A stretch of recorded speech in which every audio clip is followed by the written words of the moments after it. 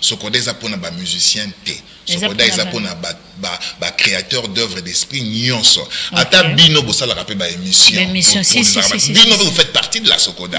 Au moins une période où on a ni problème auquel nous avons des PCA. Vous comprenez? Vous faites partie aussi des gens qui posent des émissions. Donc il faut donc première confusion zawana. Au moins tant que la présidence. Au moins tant que la présidence. Vous comprenez? Comme vieux nyos à la tête, Sangani, tout ça, peut faire un peu quelque chose pour organiser Banzembo et tout ça, et puis nous sommes m'appeler na ciment. Confusion, mais désordre. Non, c'est pas on te voit ça, on se codate.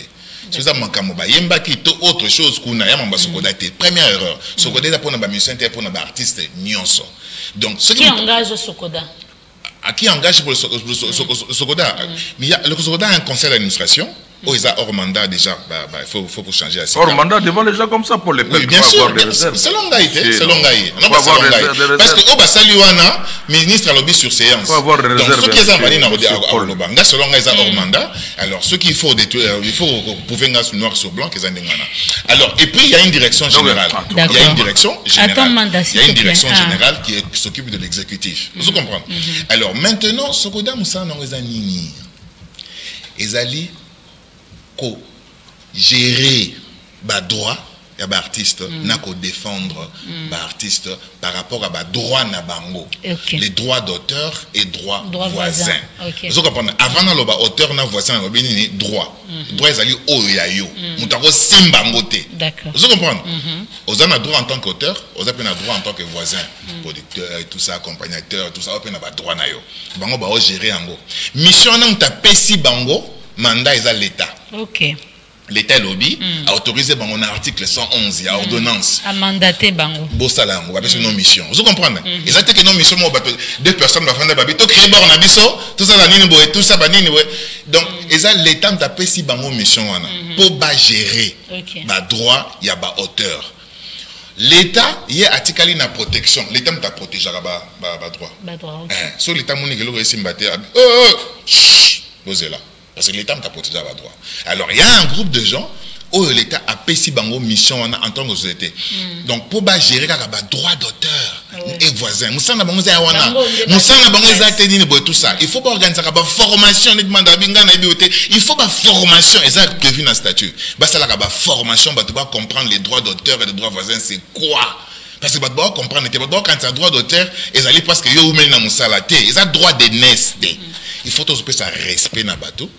De respecter Batou. Au boy mandat pourquoi? Puisque il y avait un conseil d'administration, bango ana basala qui ceux qui n'a pas l'erreur beaucoup boé bisanga, basala qui réunion et que fallait nommer bato asika ba musicien ba voter ba zongi c'est que voilà basali vote na bango et puis bazongi si conseil ezala qui wana na ngwende nango bazo continuer. Te bazongi si conseil était d'abord un, bazongi si quelques membres, mais elo kaliboso nano. Ministère et accompagne. Ministère et accompagnaka Sokoda. Ministère de la Culture et accompagnaka Sokoda. Et ça nous wana ba texte, nana ba texte même wasika o basala ki wana. Ministère et accompagnaka bango. Tant que ministère accompagné, ministère est monique problème ezali. Problème uti wapi. 3 ans, pendant 3 ans, batikal ko sala assemblée T. Ni ordinaire ni extraordinaire. Batikal ko sala rien. Vous comprenez? Parce que entre bango na niveau conseil bitumba bazolo kanate so bazolo kanate il fallait normalement conseil de surveillance nde ebengisa ezali na kati ya article conseil de surveillance ebengisité ce conseil de surveillance ebengisité tutelle ou est dirigé par ministère nde ebengisa mais sur demande il y a quart des associés.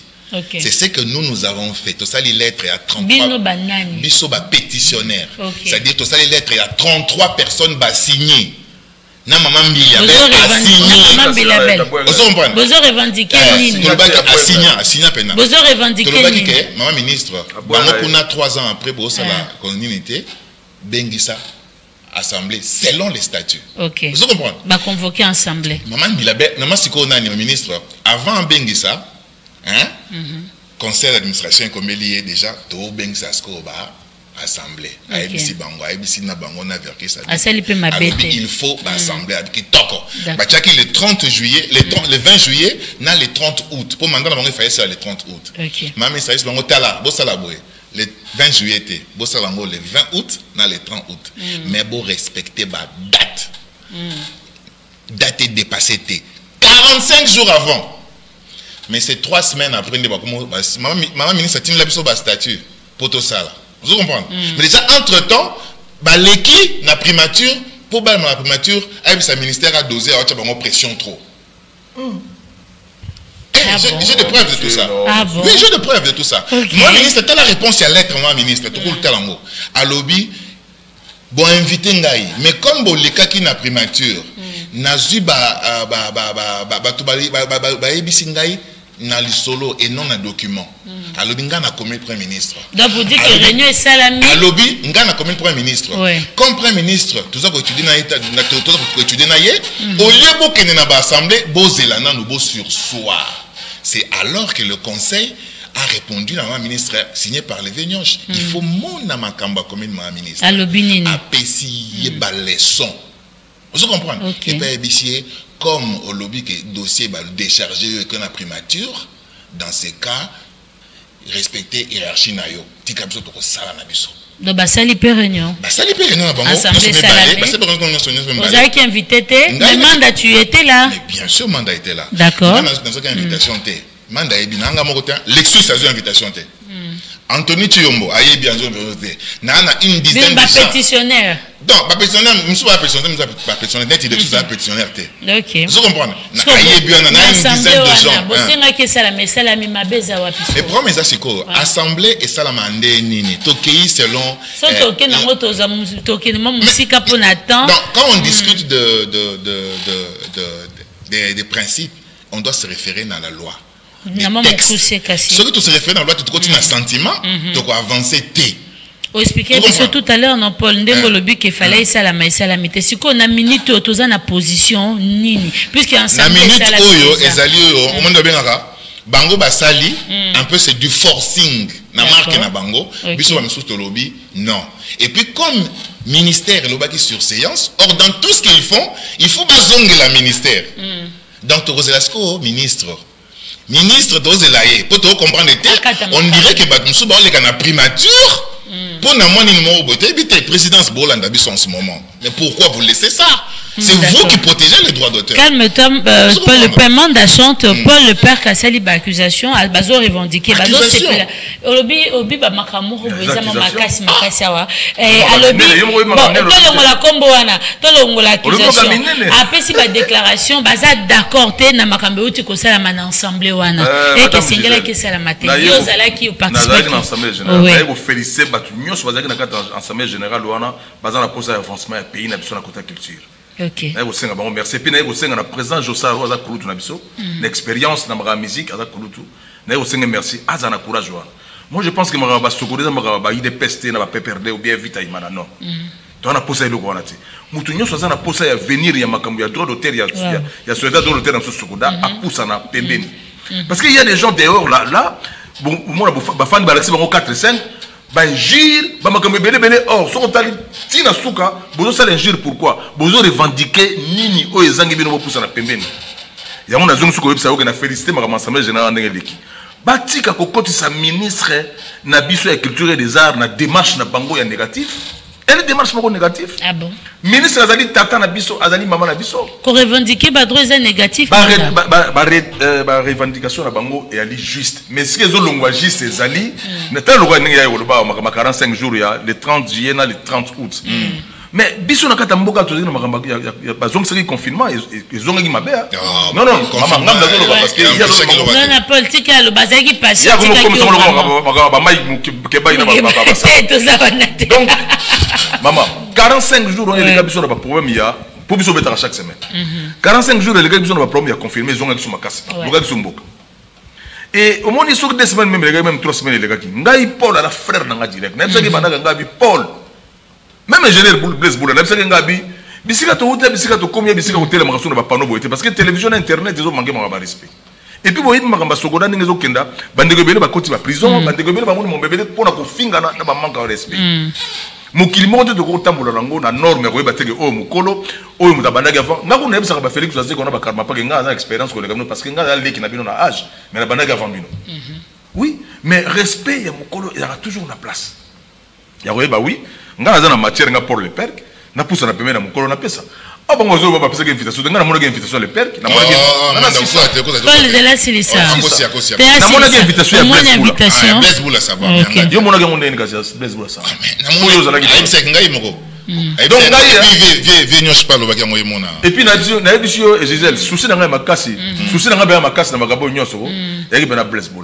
ok. Mais Blaise a sali société droit d'auteur. Oui, je l'encourage à Salayango. Mais à Salayango, on a habitué parce que ça c'est faux. À Sali société droit d'auteur. On a raison pour le père qui a besoin de Salayango. On a besoin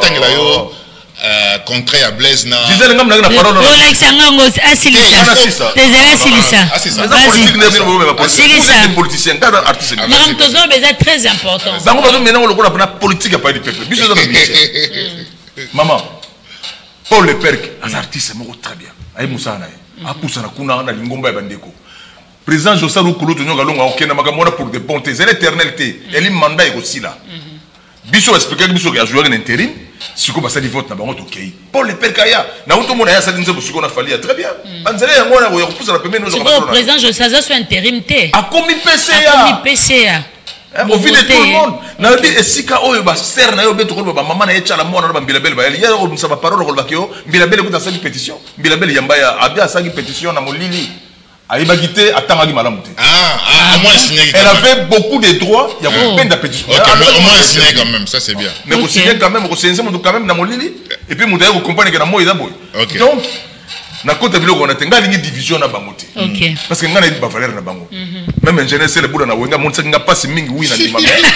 Na ningi bazala ensemble. Yé na kulutu na Josa, mon kulutu ke kokuta na président qui sekedi. To sole, ba sole na makamuni na misu nanga.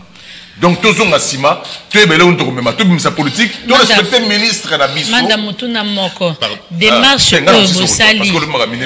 Qu'on voter président Jossa comme PCA. Boza dans le faux ou pas parce que pour le père Kalobi selon mi be kondenge pesa maki et singela qui était ensemble à Sal. Mon gars bango ya yo wana pour. Dans le bina to na ba confirmer to na ba mboka. Au mona na nteke le Kalumumba baba ba osali ka Malumumba na janvier ba benyango jamais musuku. Mais est-ce que boza ki bad mikanda ya ko tout est salami mais langage ya o ba la télévision que pour diminuer l'état, pour diminuer le ministre. Non, ministre azali na biso ensemble. Ministre pour maman ministre nazo plus mbote na respect nous stand na longo la lunette en mon ami sur maman ministre ezala prudente tozali bana na yo o baza ko yape pa na yo kuna baza bana na yo mais yo kaka mato emi balé po o me mandat na yo na kimia parce que biso za ba ministre tozana opinion tozana makamebele et tozana souffrance makasi to utina ngo busika et sika to utina souffrance so makasi to lingi mutazo ko sapso pota na mbango te yo zali tata ozali mama bandeko ba yepa na yo bazo mona ke baza na raison po biso mutozana raison tozali majoritaire tozali belé bakulu to nyonso bana nyonso musique bazali kuna bazali kaka misato nazo mon ingénieur Blaise Bola wa sali société na soi-disant et puis nazo mon frère Paul bon ya linga ma frère Paul ko ba leta na mon Paul le père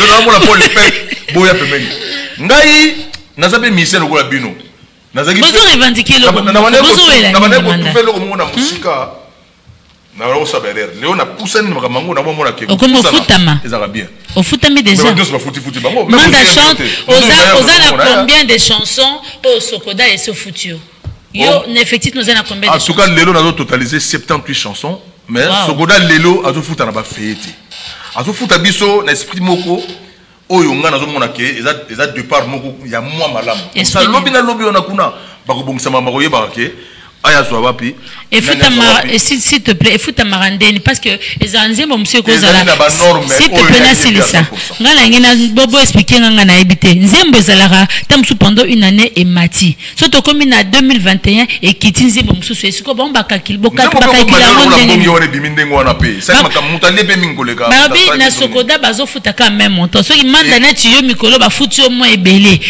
nati par exemple 2000 or ena banzembo mususu so ba qui 2000. Il faut quand même ballonner l'équipe à foot à 1800, 1700. 1818. Qu'est-ce qui s'est passé? Les pères qui ont besoin de l'invitation, donc vous serez des ordres. S'il vous plaît, ne plaît pas bon comme SMS, vos SMS, je ne peux pas répondre. Manda, comment ça se passe? Réponds-moi, moi éclaircissement, Paul.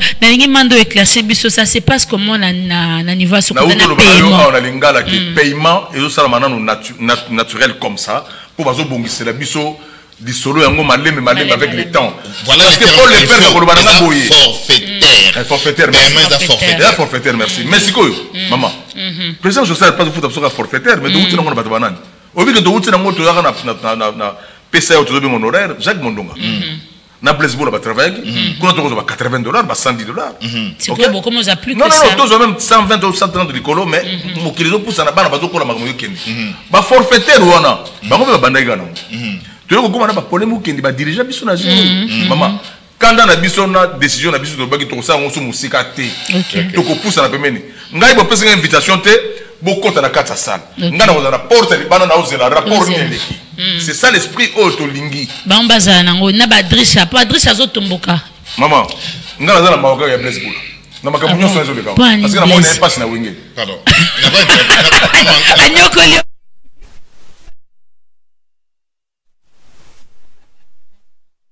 OK. Vous comprenez? Ils ont nini normalement. Avec le temps, ya. OK. Non, avec les temps, ça fait 10 ans que nous existons. Mais pourquoi pas en 10 ans, tout avancé. Tout ça qu'on a étape il y a bandé. Parce que même siège, nous t'appelle ça comme son bon siège à l'État. Non seulement que tu as un siège au sein de le remonter. Vous comprenez? Et bah Blaise Tabaké va tirer à $120,000 dans Katia compte. Vous comprenez? 120 000. Donc vous comprenez? Siège dans le remonter parce que va passer à son bon à l'État. Bah il y a bien sûr. Va passer à son bon à l'État.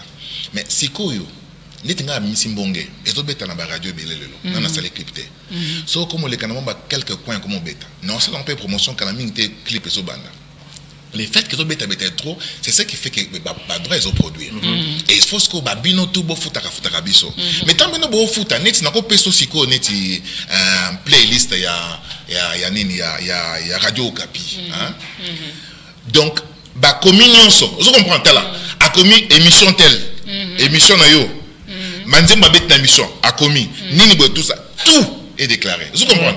Alors ezakande ngwana so ba sangisi ba su ba pay si ngonde sko ba zu ba role munga so na ko lakso ko nina nga saba mponga na pena saba mama saba mo mona pena ke na ko lakso mo na pena nzemu na nga rencontre a yebanité mo na ba msuzu et puis c'est 111 msuzu 30 msuzu 40 et pour la sokoda et ça ma bongo non ba ça la mama té to misana ngana déjà vieux Bakawele avec qui je respecte déjà bah vieux il y a tangi na papier na vous comprenez il faut mise à jour il faut que ça change et après 10 ans nous voulons continuer comme ça mais mandali poussa na pembeni ya poussa na pembeni tingai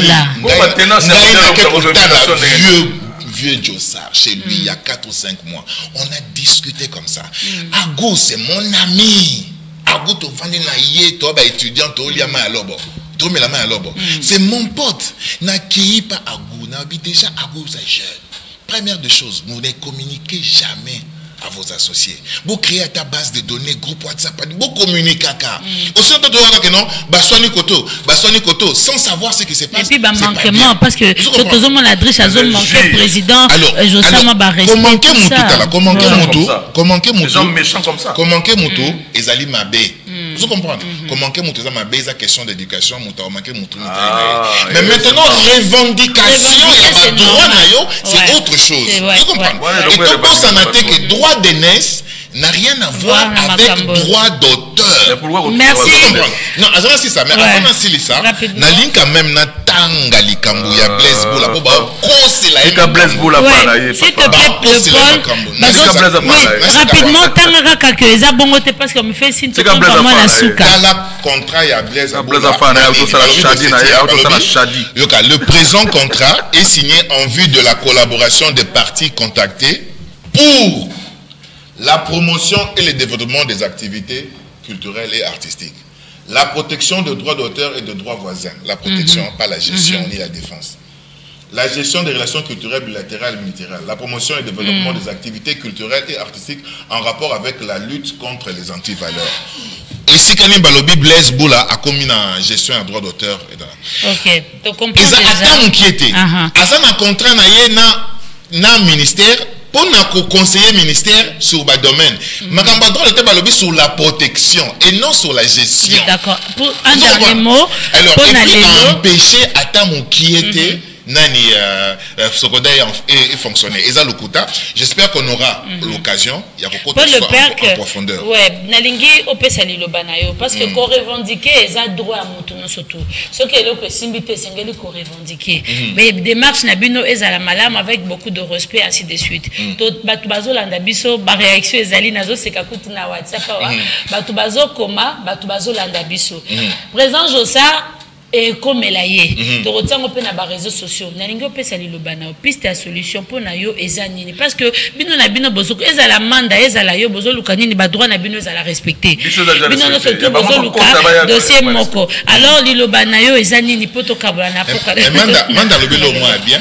Alors maman ministre faut yo kamato mi balé. Exact. Maman ministre yo kamato mi balé. Yo kanga moko, yo kanga moko. Et puis là yo gi trop déjà quoi. Et comme na niveau oyo et comme na niveau oyo maman ministre Akata mandenge te que non a tranché table ronde. OK. Bison stuto to vandi wana. To vanda to sola. Et moi je voudrais quand même lever vers qui c'est pas là. Parce que que o sango bata sonné comme ba comme c'est quoi. Il faut table ronde, to réfléchir qu'est-ce que nous voulons faire des droits d'auteur et des droits avancés en RDC. Parce que bato ba bossana te que mission oyo sokoda ezui eza yete eza l'état mutapesié. L'état peut en a droit comme on ministre qui libéralisation à créer plusieurs sociétés. Vous comprenez? L'État n'a pas droit à créer plusieurs sociétés. Mais pour le moment, tu as réformer ce code, tu as créé un département, tu as comment fonctionner, tu as moderniser ce société en gros. Mais pour te moderniser en gros, il faut autour d'une table qu'on se dise les vérités et tout tambola selon les textes. Merci Paul Le Perc. Manda chante pour clôturer. Paul Le Perc, pour ça, on répondre Paul. Pour ça, on a bande konayo, kulutu nayo, batu babana pa avant bazaramo nécessaire na vie à batu nyonso. Na musala nyonso. Pour ça, on a bango. Et moi je pense que na bande na lelote, aux artistes mo beta mbonda très bien, mbonde comme okenzela musu parce que zo bana souté sur aux api. Orgo tout ça mbonge nayo. Et yami balé maman ministre na biso, ali maman ndenga ka ndeka o reconnaître que tolobi matoyi mi balé, mais lito ina bango yoki yango mingi. Biso tolobaki mukolo, tozo ministre na sika. Ako benga biso abana biso bona lingi bona bon ti lelo o bengi biso te ba yo basali courage ako koma kuna ba komi kuna mais ba kekolo ba masolo musupa na yo biso to lingi o benga biso oye bana biso boni ba santé na biso boni tozali bien bongo ya mi balé kozala o benga mi balé mi sa to pemene na yo benga biso na ngulu pate o lobi boni bo komi na ba masokoda bosa to lingi bo moko mboka ezala ba problème ebele to ko ambruye mboka te na moma boye na ba sokoda non Mboka za ba problème belé tout ça ba problème belé. So donc tu sa chance na ba dirigeant pays to kita menacé. Maman ministre ya biso mbela yango wana. Biso ngalo bona zali kuna na sokoda na analyse associé à Pamba. Na zali administrateur tête ba utu voter kuna. Ba bakanse ko mbanda zo kende kuna pour vote. Non. Ngana za wana kutu kaka lokolo ande bazo benga mikolo Gilles Alingeti. Associé à Pamba, associé ne Mukonzi. Ok. Mais oui, il évité. Bon, on va travailler pour la biso, on va travailler la biso. Merci à vous en tout cas, chers artistes. Mbonge na yo na lingango, sala promotion mbonge na yo. Ingénieur Blaise Boula, Chadine Tembo Kitoko, sala promotion ya Chadine. Kulutu nyoga longa zali wana éternel Martin. Tous à l'ensemble et puis tu reconnais. Bon, tu as mis ça, Moussala, tout ça va promouvoir les fonds de promotion culturelle de tous les côtés. Merci. Nous on a créé le cadre. Merci à vous. Oh là là. Nous avons créé les cadres pour qu'on ait la vous comprenez? Tout ça, un dossier à FPC, tout ça, un dossier à bâtiment, une certaine censure pour nous relire à Bambongo. Tout ça, un dossier belé photo landais. Merci Paul Le Perc, vraiment. Merci à vous, artiste Paul Le Perc, vraiment d'avoir répondu à mon invitation. Merci à Manda Chante. Merci à Manda Chante. C'était très important, c'était très intéressant pour eux camarades ce bimi biso non se tozo revendiquer ka ba droit na biso même ngai pe ba droit na ngai ya be biso biso pe to ke de na so appel les pas musicien musicien mo côté aboy appel voilà na biso nyonso pour na ko sauver image beaucoup tana boto sangana pour sangisa pe biso presse to zala wana to participer na ba réunion to mona bo kata biso pe to pesa sango na bato balanda biso. C'était ça la rediffusion, c'est déjà à minute 30 beaucoup la rediffusion il y a tranche na biso bon vent na ba oh no surtout bazo luka moi gena bango na minute atiki ba na bimi na tongo pona luka kwa nga pona relesa bana pour force à vous les artistes bozo yemba parce que lobby na bino bozala te mais ba na bino ba na bino ba souffrir. Merci à l'équipe, merci à Georges Congolo Junior Diampiti Yves Mukendi Mandachan, merci. On se retrouve demain avec un nouveau programme toujours dans Good Day. Au revoir.